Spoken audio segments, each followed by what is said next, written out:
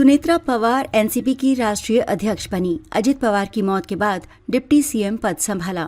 उनकी राज्यसभा सीट पर बेटे पार्थ लड़ेंगे चुनाव।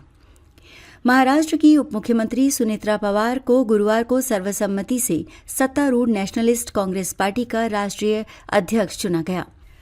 एनसीपी के कार्याध्यक्ष प्रफुल्ल पटेल ने मुंबई में हुई पार्टी की राष्ट्रीय कार्यकारिणी की बैठक के बाद ये घोषणा की। उन्होंने बताया कि सुनेत्रा पवार के इस्तीफे से खाली हुई राज्यसभा सीट के लिए पार्थ पवार को नामित किया जाएगा।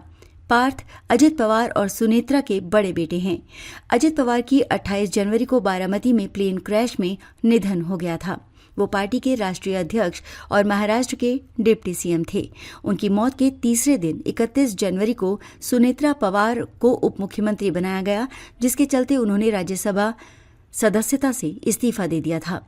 सुनेत्रा पवार जून 2024 में लोकसभा चुनाव में हार के बाद एनसीपी की ओर से राज्यसभा सदस्य निर्विरोध चुनी गई थी। एनसीपी महाराष्ट्र सरकार में महायुति गठबंधन का हिस्सा है। इसमें भाजपा और एकनाथ शिंदे के नेतृत्व वाली शिवसेना भी शामिल है। पार्थ पवार 2019 में लोकसभा चुनाव लड़ चुके हैं।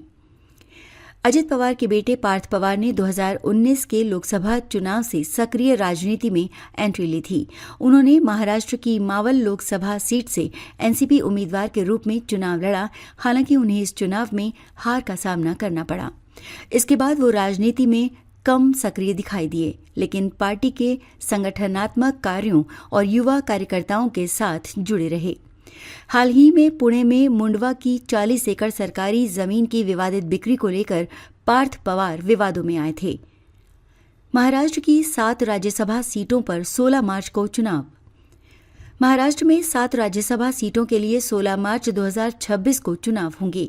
चुनाव के लिए नामांकन दाखिल करने की अंतिम तारीख 5 मार्च 2026 है।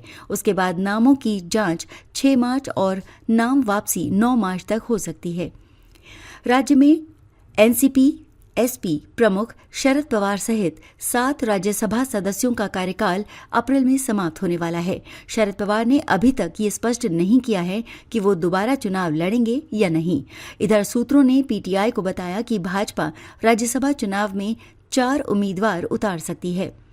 महाराष्ट्र विधानसभा में 228 सीटें हैं, जिनमें से भाजपा के पास 132 सीटें, शिवसेना शिंदे के पास 57 और अजित पवार की एनसीपी के पास 41 विधायक हैं।